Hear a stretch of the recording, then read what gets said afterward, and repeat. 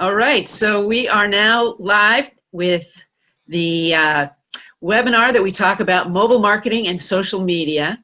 And we are going to be talking about data privacy today. We've got Michael Becker here with us, and please join us for this great conversation. And to kick us off, I just want to share a few words about our program at National University, which is all about this same topic. We're going to share just a few items here about what we are teaching in our marketing classes. So bear with me here. So we teach marketing, of course, and then we also have specializations in the MBA in marketing, as well as mobile marketing and social media. So I'm going to share just a few items about that program. Little slide here about why marketing skills are so important in today's business world. And really what we've been talking about for now a year on this webinar is about why these skills are so relevant and why this is such a fast changing environment to be in. Here's an example of what our students are seeing when they take our classes. This is in Zoom, and I was up in the top right hand corner there with the same background I'm using today. In honor of our guest today, who's also up in the Bay Area. I've got a picture of the bridge. So what are our classes about? It's about real business people teaching real students who are working in the field. And we've got a degree program and a specialization. So we'd love to have you contact me to find out more about it. We learn mobile marketing, we learn social media, and we are learning through content such as this. This is just a one slide shot of how we gamify the learning experience. So in this exercise, students have to match up the different roles with the different people. And so they learn about jobs as they're learning about their roles in the future. So with that, I'm going to stop my share. I'm going to head back to my main screen here, and we're going to speak with our guest, who is here live from the Bay Area, and his name is Michael Becker. Michael, it is a pleasure to be with you. I will tell a few things about you here to begin, and then we'll get into some of the questions. So Michael is a identity and personal information management solutions development person. He talks about strategy and empowering personal information as an economy. And to kick this off today, we started talking about the subject of privacy, and is privacy the next luxury good? So we're going to talk about that today. Michael is from Sunnyvale right now. He went to St. Mary's for his MBA. He is also teaching at National University, and he has an affiliation. He's studying for his doctorate right now at Golden Gate University. One of the ways that Michael and I interact, other than teaching classes together through National University, we've both been involved in the Mobile Marketing Association. He was one of the founders, and he was involved for 10 years with the head running the North American chapter there. So very, very involved in the Mobile Marketing Association. In addition to that, we've been involved in the Marketing Edge. So Marketing Edge is a nonprofit dedicated to future marketers like you. And the field of marketing being so changing, we know that it's really important to stay up with what's going on. So what Michael and myself and two others collaborated with a couple of years ago was a textbook called Mobile Marketing Essentials. So we published that through Stu Kent. If you're interested in finding out more, you can go to Stu Kent and click on that book. If you have questions about that, feel free to contact Michael or myself or Stu Kent. So we're also donating 10% of the proceeds from the book sales to Marketing Edge. What we want to do is fund scholarships for students. So we want to help college students prepare themselves for those careers in marketing. And when I studied communications, not business. How about you, Michael? Did you study business when you were right out of high school? Did you get right into business, or right into business? Yeah, undergrad in business administration. Then I've got working on my MBA and now doing the doctorate in business administration.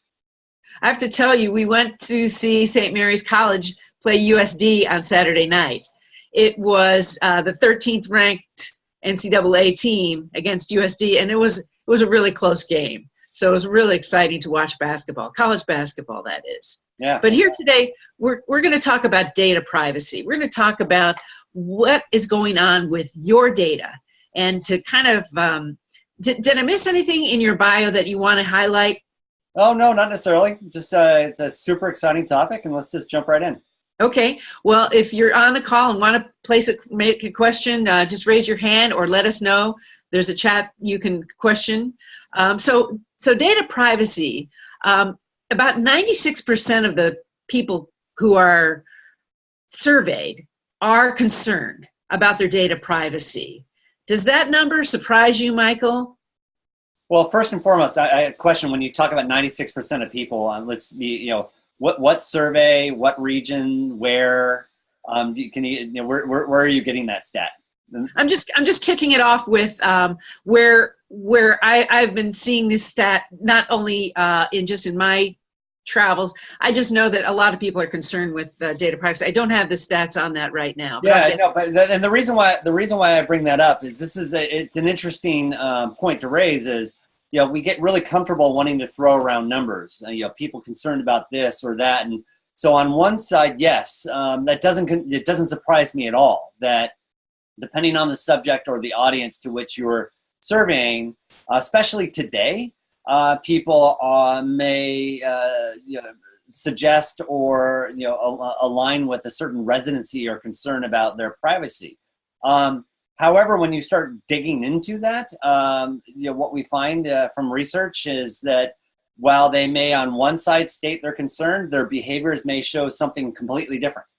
We also find that that consideration of what is concern for privacy will vary by culture, by country, by the regulatory landscapes, and so and I think this is one of the privacy, data management, data services is one of the really interesting topics of our time because it is so fungible. It's what is it? What does it mean to me? What does it mean to you? What does it mean to an organization? What does it mean to a particular society? Is such an important concept to untease if we're really going to get to the root of what do we do about data and its role in society, and particularly personal data, because there's. So you mentioned that it's important. Okay, why is data privacy so important? Well, again, it depends on what do we mean by data. So there is a infant item number or concept of data. In fact, there was a McKinsey study of about 18 months ago or so that suggested that 84% of the Fortune 500's companies in the United States value may already be based on data. And Cisco did a study back in 2013 that suggested, given that a massive amounts of connected devices and sensors that we're inviting into our lives or into our societies, because we may not even personally invited them into our life. It just may be out there in the world. The aggregate of all of the data that is being created by those devices and those sensors will, back in 2013, they were estimating would create an estimated $19 trillion in net economic value for the world's economies. Because the idea that the data that's being generated will be able to use to create more effectiveness and more efficiencies and new revenue streams and a whole host of new services. So when we talk about data, it's really clear that it's really important that we start thinking about, well, what data? Are we talking about, for example, the sensor on an oil rig to let me know that the oil is flowing properly so we don't end up with another Gulf oil spill crisis? Or are we talking about the data that is intimately, personally related to me as an individual and how that information is flowing throughout society and in which societies? And so I think at that point we've got to distinguish that. It's for the purposes of this conversation, only for the rest of the today's dialogue, we can be focusing on that data that is related to me, that data that is related to you, the individual or sovereign being that exists within society. Okay, so the reason that it is, so we're talking about a couple of data privacy and also what is the difference between the individual sovereignty and the culture. So that for a bigger purpose. So well, I mean, again, when we think about this idea of data privacy, it varies by culture and varies by program. So like, and again, I'm not obviously a Russian linguist or anything of that nature, but I've recently heard anecdotally that, you know, in Russian, the word privacy doesn't even exist. They have no concept of it. Wow. You know, so, you know, going as far as, you know, in that regard, and in the United States, you know, the concept of privacy didn't actually legally exist until around 1890, when Warren and Brady's had first, you know, conceived of this concept in a Harvard Law Review that, you know, we have a right to be left alone. Or Brandeis, not Brady, excuse me, Brandeis. So, you know, again, this idea of what is privacy? What is this? What does it mean for me to be able to have both physical and digital boundaries to which I control about myself and who I am? Is a really evolving topic. And in Europe, you know, privacy, data management, data control is actually seen as a human right. Whereas, say, in the United States, it's seen as a legal right. Whereas in other countries, it's seen as a social right for the society as a whole. So again, very, very interesting and malleable topic that we need to continue to zero in on. I think that's really interesting. You bring up the word in Russian that there is no word for it, whereas they probably have 35 different words for the word snow. Yeah, possibly, yeah. Yeah. So what's the difference between privacy and anonymity? Again, I'm not exactly sure the best way to answer that. I mean, even if you think about the term, let's start with the term privacy. So the best definition for privacy that I've been able to uncover was actually developed by a guy named, a researcher academic by the name of Alan Weston in 1967. And Weston refers to privacy as the claim individuals, groups, or institutions, the claim of individuals, groups, or institutions to determine for themselves when, how, and to what extent information about them is communicated to others. So that base level understanding of privacy back from Alan Weston's definition of in 67 is essentially, do I have control over what information about me is controlled by others? Now, think about that with the more legal pundits that have been driving that, and a gentleman by the gentleman by the name of Daniel Solov has been, you know, really often referred to as the individual who has provided a taxonomy for privacy. And in Solov's taxonomy for privacy, he talks about the basic groups of privacy to properly look at it as information collection, information processing, information dissemination, and then most importantly, invasion. So to the extent that my information is out of my control, then what are the possible harms that may come from that? And then how do we rectify and manage those harms? So again, in just those two definitions of privacy, and there are literally hundreds throughout the world as you start going around from the ideas of Russian culture where it doesn't even exist as the suburban society to this infinite number of variations of this idea that at a very high and theoretical level, privacy is this concept of I can determine for what information about me is disseminated to whom and when and why, to this more broader taxonomy of managing privacy as this, for lack of a better term, dynamic processing flow, where it's a flow of information. And so in some respects, and again, I apologize if I'm at a lack for words here because I've been spending nearly a decade trying to figure this out myself, it's the analogy of like sunlight. Depending on how you choose to evaluate sun, it's either a waveform or it's a particle. Or light, or not just sunlight, any light, right? The tool you use to evaluate light can actually recognize light as a particle or a waveform. I think in some respects, privacy is the same way. It's either some discrete thing that you're evaluating, or it's a dynamic process that's influenced by its context and its environment. Wow, that is a really good definition. Thank you for making that so clear. I really appreciate that. It sounds like these 10 years that you've been really investing in this are really making you a world expert on this. And I know you've been telling me about this for as long as we've known each other, going on, I don't know, 7, 8 years right now. So thank you. Yeah. So let's just give an example, okay? Let's kind of kick off an example of a company, maybe to talk about how private is your data when a company and you do business. Can you, I mean, I'm thinking of something like Derived. Well, is there a company, is there a case that you can talk about right now as far as, how private is your information when you sign up for a phone or something like that? Well, rather than talking about it in the case, let's think about it. Let's stick with the since I'm guessing a predominantly U.S. audience. So let's start with a U.S. perspective. And in the U.S. perspective, it's what I call we follow what I've been labeling or loosely referring to as an open data ideology. And in an open data ideology, the owner of the algorithm, the collector of the data, the refiner of the data, the processor of the data, whoever's doing the work becomes the owner of that output, of that information. And so therefore, if you produce the sensor, if you produce the product, if you produce the algorithm, you in effect are the owner of that information. And that then others may have legal constructs of right to use or right to information.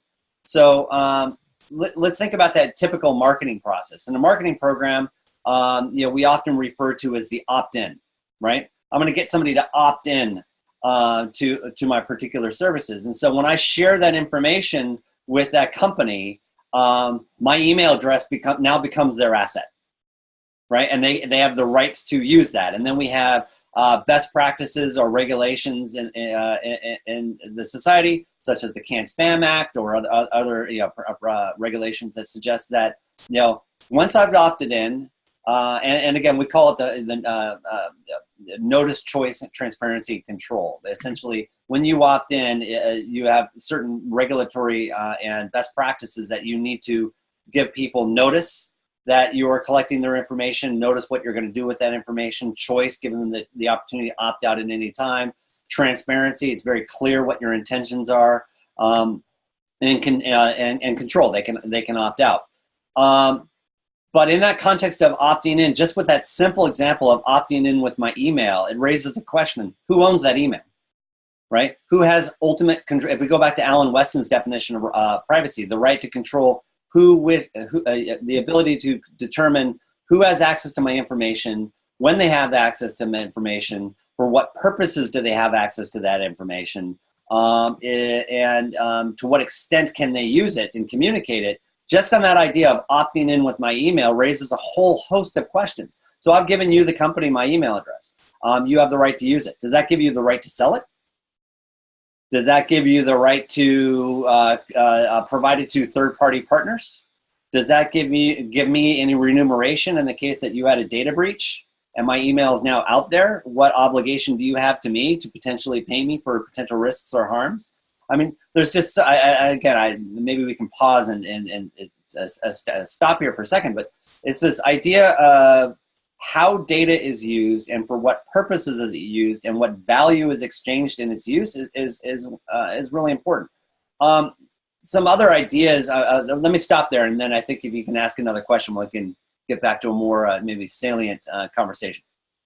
Well, I think that this is a really deep dive right now. We're going in really fast into the different things like notice and choice and transparency and control. Maybe could you explain those 4 levels a little bit? Yeah, but I kind of want to find if we can frame the conversation a little bit more. So when I started that dialogue, I talked about how the U.S. is this open data ideology model. And I guess the best way to think about that model is we in the U.S. or we in the West, in those societies that choose to adopt this premise of open data, the underlying presumption or tenet there is that data is out there, data is flowing, and the effective flowing and use of that data in an appropriate way can benefit society, can create value, can generate value. Especially for those that own the algorithm and are producing that value. So the idea is I opt into a service, I give you my email address, you communicate with me, and I get value from that communication. Perhaps I get a free service, or in this context, we've all generally signed up with the concept of I join Facebook, and I opt in, and essentially by joining Facebook, I'm opting in to participate in this community. What I still believe in, surprisingly enough, is there's a vast number of people that do not realize that by participating in the Facebook community, you're giving Facebook the right to use and sell your data, right? And not necessarily explicitly, they talk about anonymity layers and all of that. But for the fact of the matter is, Facebook is using your behaviors, is using the content you post, is using the interactions you have through its community, is using, if you're using Facebook as a means to log into other services, they're capturing insights from that as well. And they're using that information to be able to monetize their business and effectively sell your behavior, sell your interests to enable targeted advertising, right? And there is a great use case of how data is being used in society. But I think the vast majority of us truly don't necessarily understand or know or appreciate ultimately what the implications are of that. So, we've kind of positioned the idea of today's conversation of privacy as the new luxury good. And for quite some time and for years, we've always referred to this concept of, if you're not paying for it, you're the product.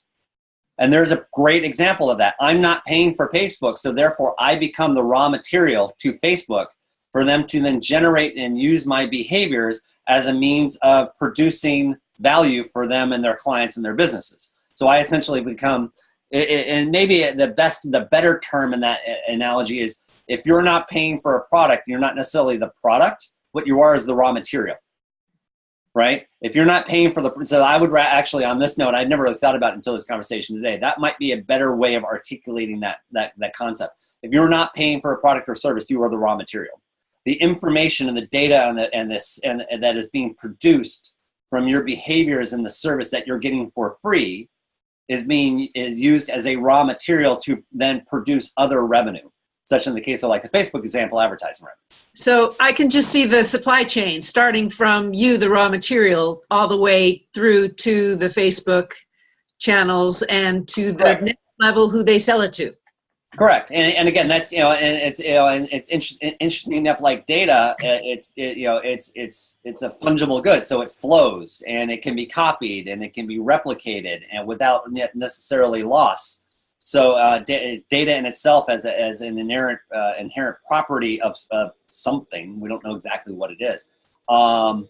Is kind of this infinite raw material. So once it's initially invented, your email address, it then can be replicated and copied and then over and over and becomes this growing, increasing raw material that's used to power today's society. And again, if we go back to this concept of the Cisco example I used before, that once we truly are embedded in a fully connected society with literally trillions of sensors and tens of billions of devices associated with us and within society, and all of the data that's being created from all of that, in aggregate, you are creating a tremendous amount of value. But that raises the question: at what point do we lose digital sovereignty? At what point do we lose control of ourselves as the raw material within the society that we're participating in?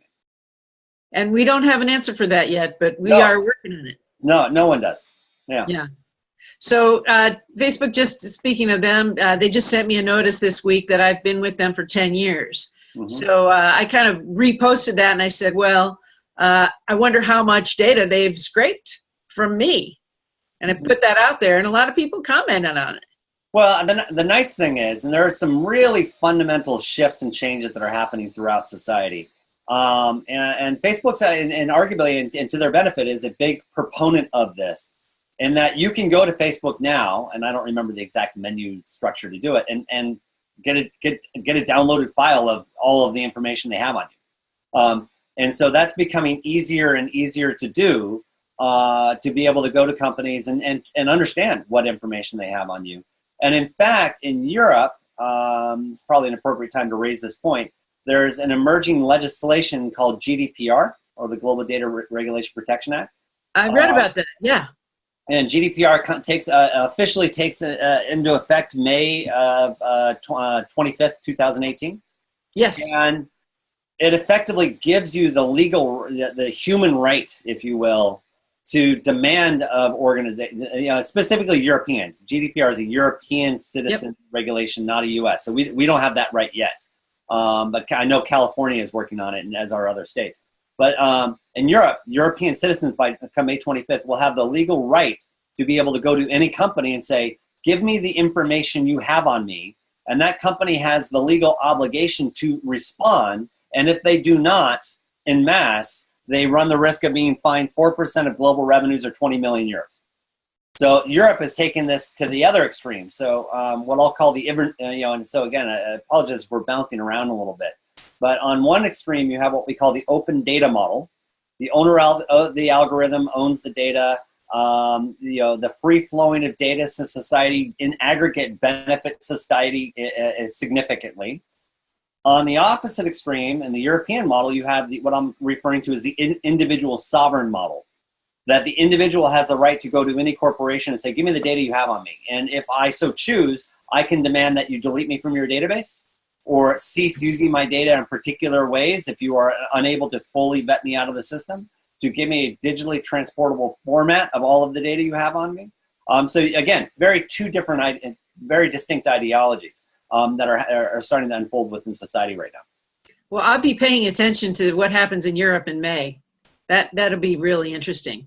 And the implication for marketers on this is just think about, some of the studies I've seen is some businesses may lose as much as 50% of their database on that day. Because people will be able to come up and say, opt me out, remove me from your databases. At which point, the company will have a legal obligation to remove you. So will organizations like Facebook in Europe be required to follow those laws? Yeah, certainly. Yeah, every organization does. Else they face significant charges. So again, it's still theoretical because it's not gotten into practice yet. But come May 25th, it will be in practice, and we'll then see how it starts to unwind. So again, if we take a huge step back and fundamentally think back of, we need to start teasing apart this dialogue. Not all data is the same data. Not all, and a lot of it, how do I word it? I mean, not all data is the same. Some might just be machine data. How well is the power plant working? And that has nothing to do related to me. But the data that is related to me as a person, that is specifically identifiable to me, has a particular import about me. Now, what's interesting though is I did some research a year ago or so that was looking at smart meters in a house, right? So so think about this. You might not think about the smart meter data on your house as being personally associated with you, but any good data scientist can take that information and determine how many people live there, how often, what behaviors, what are their comings and goings, what's going on. So that might not necessarily be directly attributed to you as an individual, but yet the analysis and access to that data could most certainly influence you.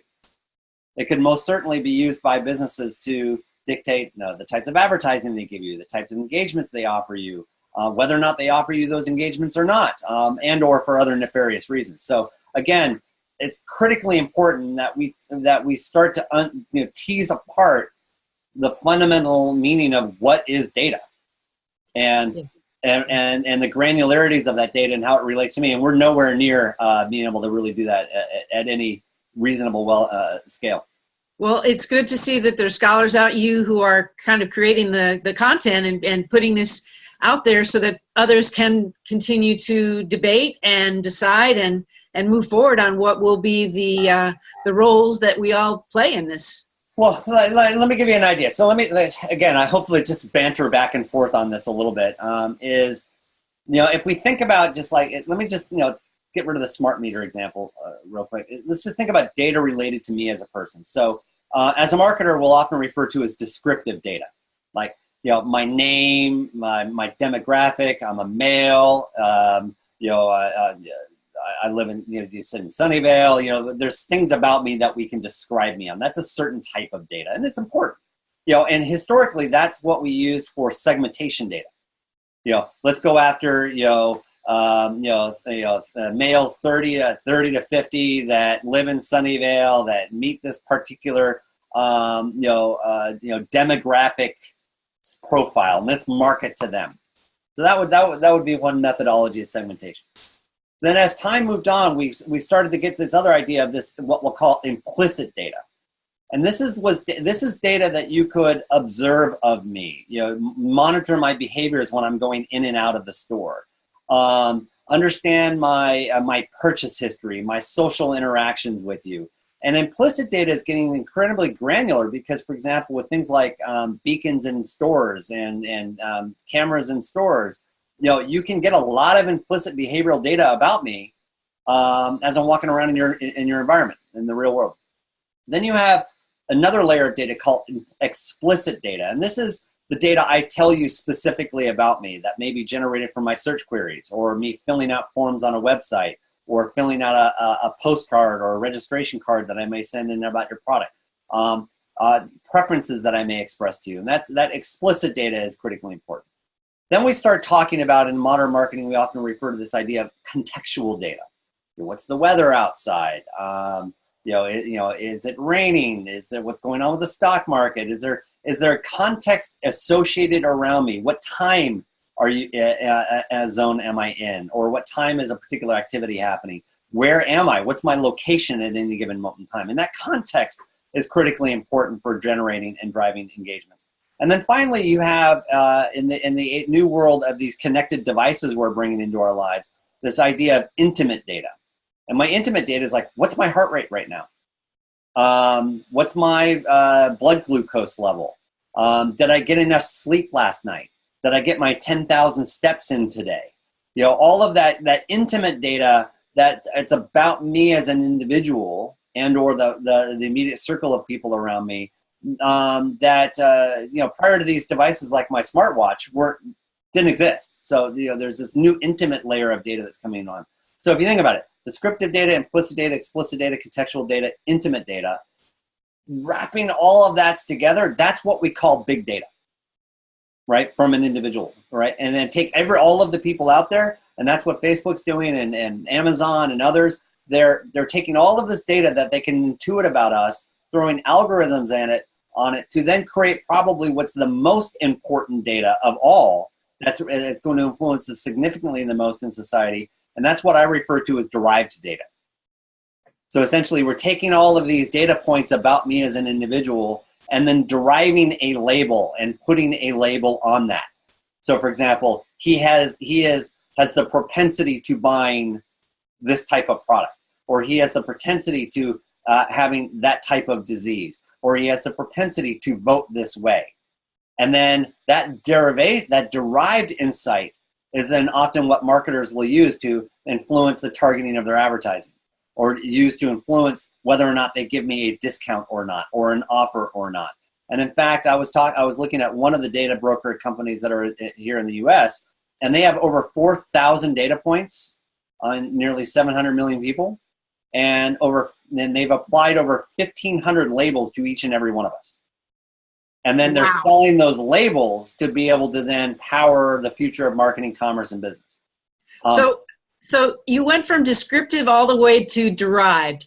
So I think of, in the past, I've only been thinking of two categories, one being descriptive and one being predictive. So predictive is the data that companies are putting out there to say, this is what we think is going to be. Would you say predictive is a little bit like derived, or is that? No, not at all. Not at all. I would say predictive then is the correlative guesses that we can make on the interpretation of all of that, right? So from the descriptive, implicit, explicit, contextual, and intimate, I can derive certain insights about you, certain labels. I then can take each one of those derived insights, say all 1,500 labels, and then predict. Okay. Right? Okay. And that, so prediction is more of an action than it is a type of data.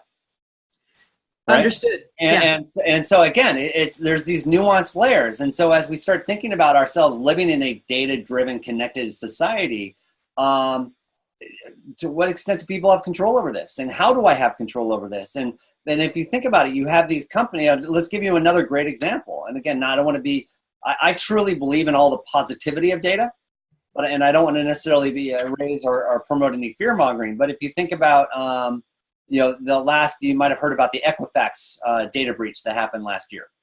So Equifax is one of the 4 primary credit union or credit scoring companies that each of us are labeled with. So there's a great example of a derived piece of data. A derived piece of data is my credit score, right? Am I an 850 credit score? Am I a 700 credit score? Am I a 600 credit score? They're taking all of this information about me and deriving a label called the credit score, which will then determine whether or not I can get a loan or not, whether or not I can get a student loan or not, whether or not I can go buy that product, and how I'm represented to society. Now, here's a really interesting and challenging question. At what point in your life do you remember ever subscribing to and signing up for the ability for one of these 4 companies to create this label about you that so significantly influences your ability to successfully navigate society? I don't ever remember signing that agreement. No. Right? So that's an example of the open data type of marketplace. As data is being used throughout society to produce these types of labels to help generate a society to which, in aggregate, how our society wants to function. And so again, data's got it's this really ethereal, amazingly complex and elusive idea and concept, which it's important for us to understand when we talk about data. It's not just my email address, not just my name. It's not just my social security number or the little pieces of raw bits and bytes that we often attribute to. It's all of this that we need to begin to understand as we move ourselves forward going into it. Well, let's take this back to the question: is privacy the next luxury good? Yeah, absolutely. In many ways, it absolutely is. Privacy is the next luxury good in that, in order for, let's define a luxury good. A luxury good is a combination of attributes and capabilities and assets and brand value that is, that we pay a premium for beyond just its inherent, the aggregate of its raw material. And those that can afford to have complete control, and I'll go back to another question that you asked that I never answered, was what is anonymity, right? So we just spent a lot of time talking about privacy. And anonymity is the idea that I can move throughout society and, be anonymous, right? But the problem is in a mobile digital connected world, there really is no anonymity anymore. Somewhere out there in the world, the system knows you. Where you've been, how much you've spent, what you've been doing, and you in particular, not just average person. But the idea of anonymity is to be able to control, the level to which you are known out there in the market. And in a perfect, guns and butter, economics analogy, pure anonymity is nobody knows anything, right? You have complete control, and that in this world that doesn't really happen anymore. But this idea that privacy is a new luxury good is the concept that in order for you to afford any semblance of anonymity or any semblance of control over your personal information, you have to have the resources to be able to pay for that. So, for example, let's look at the iPhone as a tool for being a luxury good. There's no argument that the iPhone 10 or iPhone X is a luxury product. It's a $1,000, $1,300 computer, right? But with that luxury product comes a set of privacy tools that, those that cannot afford an iPhone 10 wouldn't necessarily have. The biometric facial recognition, the inherent encrypted capability that sits in this device, Apple's staunch effort to go up even against authorities to say, no, I'm not going to release our users' information to you. So by me buying this really expensive device, I am essentially buying into layers of privacy that I wouldn't necessarily have from, say, some other devices that don't have that level of encryption and built-in company backing and other elements there. And so, there's varying layers to which privacy is a new luxury good. The other aspects of that too is the idea of being able to buy cyber insurance or identity theft insurance, or to adopt a personal firewall at my house, or to start adopting and using other utilities like password managers or ad blockers or any of the other tools. All of these tools cost time, energy, money, resources that all make up to being the privacy good. And again, time is money. So it's not just, when I talk privacy being the new luxury good, it's not just about, do I have the cash to pull it out and buy this expensive phone? It's also, does my lifestyle afford me the ability to the time to figure this out, to install it properly, to manage it properly, to maintain it properly? All of that ties into this, for me at least, this idea that privacy is a luxury good. So this is a global phenomena, not just here in the U.S. Absolutely. But it seems that we may have this issue, where we may be facing this issue before a lot of other countries, because we're so connected. We're so we run our digital lives in many ways, and in other countries they're still not there yet. Oh no, I wouldn't agree with that. No? Okay. No, I mean, just think of the UK and the CCTVs. There's not an inch anywhere in the United Kingdom that they don't have a public camera recording everything, right? So and it's an exaggeration, of course, but there's certainly there, and I think what's important for us to realize, this is not new. The magnitude to which we are being surveilled, the magnitude of the implication of this, of these concepts, are greater. But the idea of this is not new. So, and let me give you a great example of this. So first and foremost, some chief justices, and I'll use the U.S. context, have recognized that a new technology emerging into the market, being combined with the media, has the potential of infringing your privacy. Here's your question for you. What's the technology and what's the media? You're going to have to tell me, because I don't know what it is. Yeah, okay. So the technology is the camera and the newspaper, and the year is 1890. Okay. Chief Brandeis and Justice Warren had said, if you could have your picture taken and have it show up in a public newspaper tomorrow. Right. So we've been dealing with this idea of these boundaries of where does one have the boundaries to privacy? Where does one have the right to privacy for quite some time? I'll give you another example. In you and I might, maybe not right now because we're in a public situation, have a really engaging conversation about religion. Right, and you may be willing to share your religious preferences with me, and I may be willing to share my religious preferences with you, and we could have this really engaging conversation. Now imagine if you were Jewish and the year is 1934 and you live in Germany, that one data point of your religious preference may mean you're dead by 1940. So the implications of this data are particularly really important. And what's happening now is, because of all of the connected devices we're bringing in our lives, the scope and scale of it is increasing. So in the U.S., for instance, in the late 80s, 90s, early 2000s, the misuse of my data, at best, it was annoying. I got phone calls while I was having dinner. I got a bunch of junk mail in my inbox. But now that misuse perception, from a Daniel Sullivan example, runs the risk of, well, maybe I'm going to be at greater risk of identity theft. If I am at a greater risk of identity theft, then I'm going to have to pay for that, and I'll take time, money, and energy. My bank account might get drained, or God forbid, I end up being physically harmed, either through being stalked, or in the case of what happened to a teenager in Texas a year or two ago, when he was outed as being homosexual to his community, and no one knew, and that created such emotional angst for him, he killed himself. Right? And so again, there's layers and onions of this issue of data and privacy, and what does it mean, and how does it fit within our society, that are just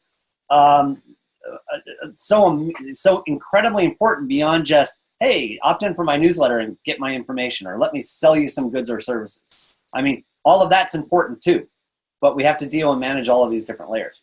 Yeah, yeah. So I did a little homework when I was trying to prepare for this, and I thought, let me look and see what's out there in the internet world, Google world, about data and privacy. One of the words that kept coming up was snooping. Okay, so is snooping something that we're kind of? Is there kind of a word around snooping? So that, how are you defining snooping too? In what context? Well, talking about the mobile world, the online world, people are looking to find out more about each other. Is this the opposite of privacy, where people can now look up other people and kind of find out more about them? Or is that a good thing? Yeah, yes and no. I mean, and then there's the hacker version of that, of phishing, right? So we're actually going to go fish into and try to pull out credentials about you and then use that to be able to, gain access to your financial accounts or something of that nature. It's interesting. I mean, here's the thing I think we all need to kind of appreciate and understand. And I hear this quite often, is this idea of, well, our generation, appreciates privacy and understands it. The youth do not. So they're willing to freely share their information. Or, I can't believe why somebody would use a social networking site, because, they're leaving all that information for people to snoop, for other people to understand and intuit insights about you. I think the society that we built thus far now nearly mandates or requires us to be able to participate in some of these social networking services and some of these programs. So we need to be able to find a way to be able to essentially, I want to find a way for us to be able to have our cake and eat it too. We can benefit from the network effect of all of these things to benefit our society, but at the same time, having control over our information in such a way that we actually know who's got it, when they've got it, and to what extent, and how are they using it, right? To be able to be notified if somebody's snooping on me and they've entered into my sphere of influence that I don't feel that's appropriate. So I think, again, our technology is not yet caught up to that, but it very soon will. So do you have any tips for business people, to maybe things that they can do to eliminate or at least reduce the risk of the theft of their privacy? Any specific ideas? Maybe 1, 2, 3. Here's some. Yeah, for sure. So thus far in this conversation, we've been somewhat academic, somewhat theoretical. We've been talking about this broader idea of what is data, that this data clearly has value. I mean, in aggregate, again, Cisco suggested there's $19 trillion in net economic value to society. Google, Facebook, Apple, and Microsoft in aggregate made $25 billion of profit in the first quarter of 2017. So data has tremendous amounts of value. So we've got that. So then that begs the question, well, then how do I, and again, you've got to, and part of the reason why I wanted to go to the value part of the problem is, and Daniel Sullivan does this too, when he thinks about and defining this term of privacy as well, is that we all talk about, well, how do I protect myself? How do and that was the question you asked. What steps can I use to protect myself? That's only half of the question, right? Protection, because the other half of the question is, I want to participate in a connected society. I want benefits of the network effect. And there's nothing wrong with predictive, relevant, contextually relevant advertising. It provides a great service when it truly is appropriate and adheres to my own personal terms and conditions and is not negatively influencing me as an individual. There's a tremendous amount of value there. So protection is one side. I want to argue the other half of that coin is value. So not only how do I protect my value and control my personal information, but then how do I meter and manage its value that it generates for me? I think that's the other half of the question. But to get specifically to answering you, what actions can you take as either a business executive, a leader of your corporation, either as an individual or as a corporate entity? A number of things you can do.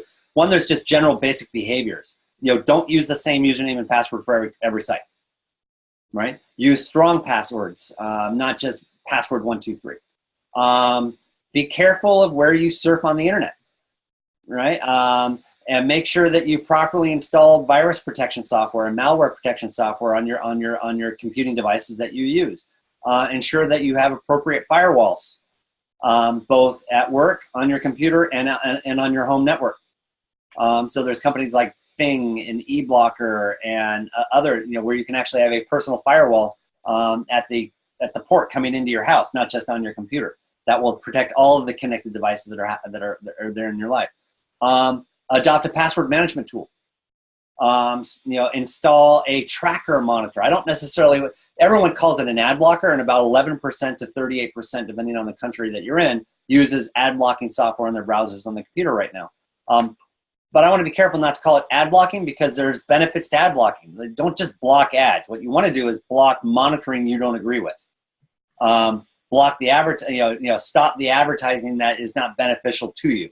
So that, so go find some type of tracker management tool. Right now, so much of that is disparate and diffused that it's incumbent upon my players like myself, like yourself, Mary Beth, where we start making it easier. So people, that's that issue of, why I call privacy is a new luxury good, is we have the time to figure this out.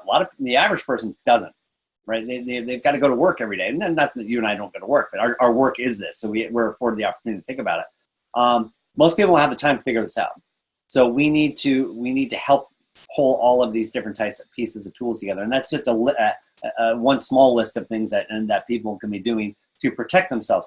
The next list is then to start thinking about and looking to adopt what's called personal information management solutions, which is a new category of software that's emerging that will actually allow you to be able to promote and potentially sell your personal data, and to be able to get value back in exchange for it, and have it under your control. And so that's a whole new realm that's emerging as we speak. Are there some companies that are doing that right now that you know about? Yeah, there are. There are quite a few, but they're all in the kind of infinite and early stages. There's Miko, there's DigiMe, there's one called My Planet out of New York. There's Schultz, which is one that I just recently came across. There's one I'm working on, but I'm not going to publicly disclose it yet. So there's a lot of players in that kind of emerging, what's called the personal data store, personal information practice. And again, there are varying degrees of how they go about doing it, but the underlying tenet there is, your data is yours, and you have the right to exchange and manage it. And the academically, that concept was originally proposed by a gentleman by the name of Kenneth Loudon in 1996, where he wrote an article called "The National Information Exchange Marketplace." So again, these are not new ideas. Some of these ideas we've been discussing today are over 130 years old. It's just now society, technology, economics, legal, and cultural morality are all kind of catching up to themselves and finding a new equilibrium in the discussion. So I want to ask you about steps that business people could take. If you're listening to this and you want to do something, you can protect yourself. That's the first thing. The passwords, the surfing, the behavior that you use. The second thing is a solution, possibly a digital solution. Besides that, what else can people do behavior-wise? What kinds of things do you recommend that they go toward to make them safer? In what regard? I mean, it's just... So behavior-wise, like warn their kids, tell them, what they should and shouldn't do, have a policy in their family, who they talk to, strangers, Yes, all of that still, I mean, it's interesting. We raise our kids with this idea of stranger danger physically. Well, guess what? That's as important, if not more important, online. So there's the National Cybersecurity Alliance has some wonderful tools and we just had National Privacy Day last week on January 29th. So there's some really great resources out there that we can't necessarily limit or list all right now that will help with some of that fundamental personal, behavioral, family, behavioral, educational services that you can be providing your community to be engaging in appropriate best practices. I think ultimately, though, if we go back to the underlying idea of this conversation, though, is we now live in a connected, technologically driven society. And so in many ways, the solution to this is not just a social, moral, behavioral one, it's technological. Ultimately, kind of next generations is going to be, the introduction of, say, an artificial intelligent assistant that represents me, not the business, and helps me manage the complexities of the relationships and my preferences as I navigate around the world. This will also develop new and emerging business models, and I encourage everyone to be thinking about that as well. There was a book, and I don't remember the name of the author, but there was a book that just came out last November that talked about the $0 car. And so if you think about it, The average car has hundreds and hundreds and hundreds of sensors in it that are collecting massive amounts of data. And today, that connected car data is being taken by the car manufacturer or dealer and being assimilated and sold and used for their purposes. This author suggests that that data was worth as much as $40,000 in the lifetime of the car. So you bought the car, you drove the car, you maintained the car, but you're not getting the value of that data. Imagine a world where that data, which is now a recognized asset that is producing value. Imagine if you, the car owner, was getting that value. So to the extent that you actually chose to sell that data back, maybe your car is zero. You get the car for free. And if you actually want your privacy and you want your anonymity and you don't want your location being tracked and your speed being tracked, you then pay for the car. And so therefore you are the owners of all of the output of that sensor data, not the car company. And I think that's the kind of idea that we're moving into, and as every business needs to be thinking about, to the extent of when data actually becomes an actionable, sellable asset that is owned by the individual, and the individual actually has a commercial seat at the table in 2-3 years when the technologies emerge. The game's going to change. The business models will change, and the regulatory landscapes like GDPR are helping push us that way. And that's something that's critically important for us to be understanding right now. Wow, I had not read that book. I will have to take a look at $0 Car. That sounds really interesting. So a lot of this that we've been talking about, we haven't really used the word trust. I want to bring that up. Where does trust fit into this equation? And in light of this, I think this is the reason why we have all these cryptocurrencies right now, is just because we don't trust our leaders, our government, and we trust each other, maybe more so. So where does this word trust come into the discussion about privacy? I hear that term thrown around a lot too, and my challenge with it is, what is trust? I think it's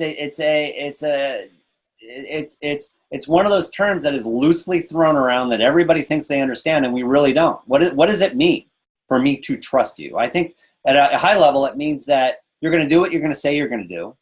You're not going to misuse or misappropriate appropriate my information. But even then, due to asymmetries of information exchange between parties, you may be totally above board and completely transparent in your terms of service and privacy policies. But because of my lack of experience in reading those, I can't intuit or truly understand what your intentions are. And so therefore, I may think I trust you, but because I don't know I can't properly interpret your intentions.